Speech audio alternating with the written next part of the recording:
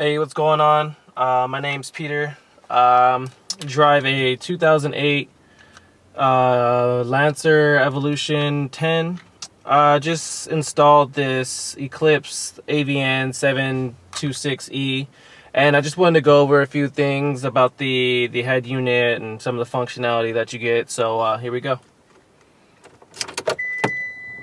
So right off the bat, one thing that I noticed is that the startup is a lot quicker. I previously owned a Pioneer, forgot which one exactly, but the load up time was usually like 45 seconds. This one is basically instant, gives you maybe like 8 seconds from starting up the car to actually being turned on.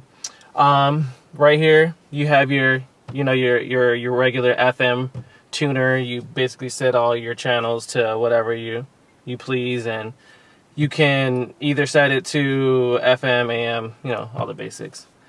Once you hit the AV button, or I'm sorry, once you hit the navigation button, it shows your screen basically, and it gives you all your functionality as far as when you need to set your destination. GPS signal lost. That was because I don't have a signal in my area for some reason. Whenever I start my car in this area, it just doesn't work.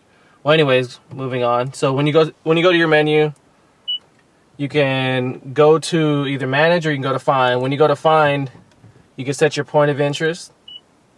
You can either go around your cursor, or you can go around your GPS position or around your address, whatever you type in, whatever is best for you. Or you can just go by the address, type in the state, type in the city, or you can type in the zip code, and then put the street name and house number. But I won't go through any of that. You can go through coordinates. You can also save your favorites. So like I wanted to save my home address and everything. So once I just go home, I can set that. Another cool thing about this head unit is that once you go into the map, you can either do a 3D image where you can show like going across the street, or you can do a 2D image which will basically zoom out, and you can set it to however you want on the zoom. One bad thing I have to say about the navigation on this is that it's in kilometers and not in miles or anything. So it's kind of difficult being from the United States and not knowing kilometers versus miles and everything. So it takes some getting used to. I'm trying to find to see if you can actually change it, but if not, then so be it. Another cool thing about this head unit is that because it's a 7-inch, you can't put a CD or DVD drive exactly on here. So they give you the option to flip it open, and here's your disc. You basically, it could play a DivX, regular DVDs.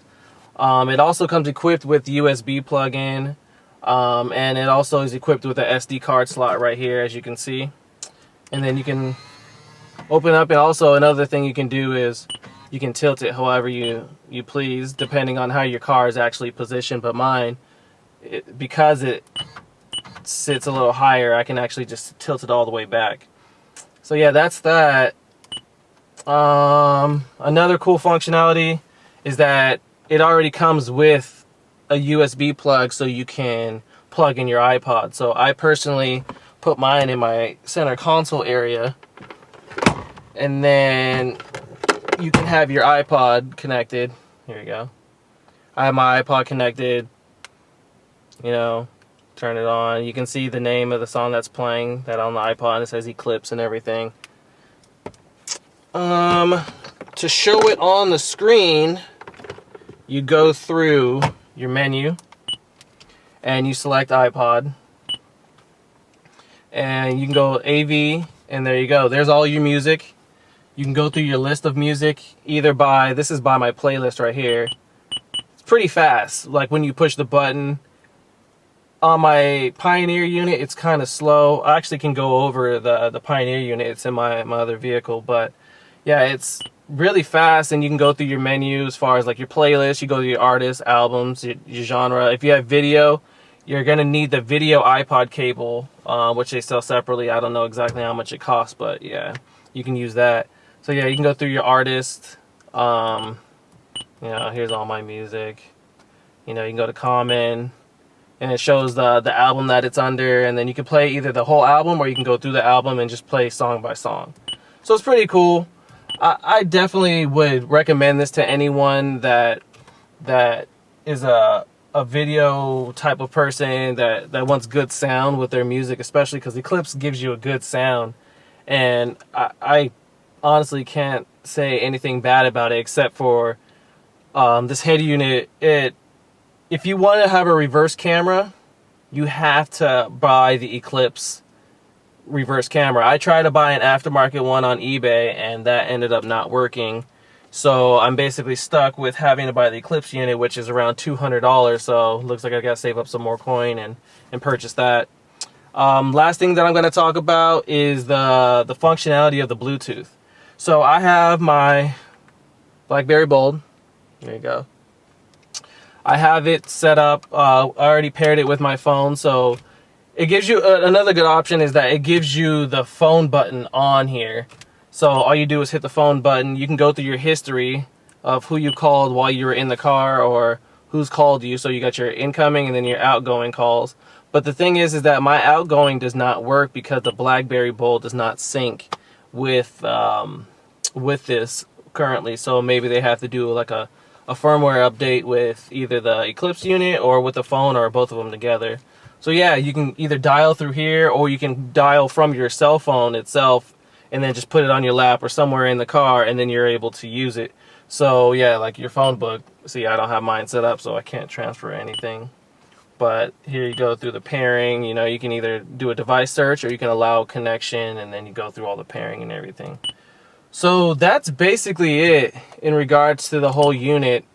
If you have any questions or anything, feel free to leave a message on YouTube, or you can also email me at nickel18@gmail.com. I'll also put it up so you can see it. So yeah, if you have any questions, just feel free to give me a call. All right, or an email. All right, thanks. Okay, so one thing that I forgot to mention was also the functionality of the DVD drive. One cool thing that I was saying is that you get the DivX, so you can put multiple videos on one disc. So what I did was I put a couple movies, you know, just because I don't want to have multiple movies on a disc. And I also didn't want to put any on my iPod because that's going to take up some space. So I just, you know, put on a couple movies. I put on like Fast and Furious or whatever. But yeah, at least you get that functionality of being able to use DivX movies, because you may not want to carry multiple CDs. So one cool thing is like I said, this DVD function. So yeah.